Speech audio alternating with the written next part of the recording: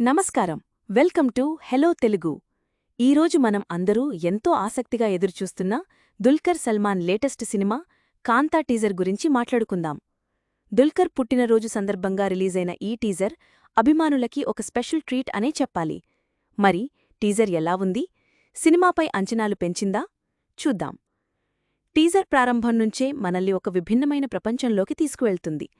సెల్వమణి సెల్వరాజ్ దర్శకత్వంలో రాబోతున్న ఈ సినిమా 1950ల కాలంలో జరుగుతుందని టీజర్ చూస్తే అర్థమవుతోంది. Black and white, colour shots మధ్య మారడం విజువల్స్కి ఒక కొత్తదనాన్ని ఇచ్చింది. టీజర్లో దుల్కర్ సల్మాన్ గెటప్ చాలా ఆసక్తికరంగా ఉంది. అతని లుక్స్, బాడీ లాంగ్వేజ్ పీరియాడిక్ బ్యాక్డ్రాప్కి పర్ఫెక్ట్గా సూట్ అయ్యాయి. ముఖ్యంగా సముద్రఖనిగారితో అతని కాంబినేషన్ హైలైట్గా నిలిచింది. టీజర్ చూస్తుంటే వారిద్దరి మధ్య ఒక తీవ్రమైన గతం, ఇగోల యుద్ధం ఉన్నట్లు తెలుస్తోంది. సముద్రఖని పాత్ర చాలా పవర్ఫుల్గా ఒక స్టూడియో డైరెక్టర్గా కనిపిస్తున్నారు.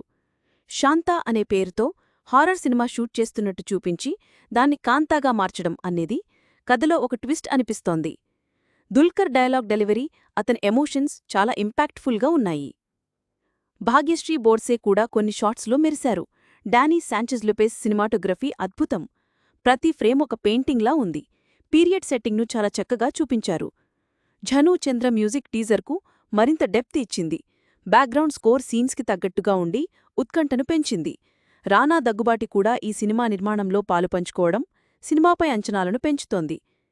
ఓవరాల్గా కాంతా టీజర్ చాలా ప్రామిసింగ్గా ఉంది. ఇది ఒక ఇంటెన్స్ డ్రామా అని స్పష్టమవుతోంది.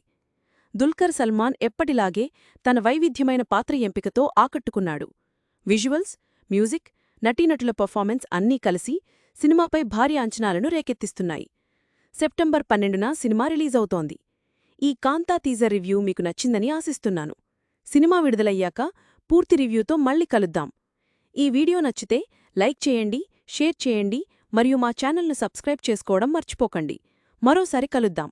ధన్యవాదాలు.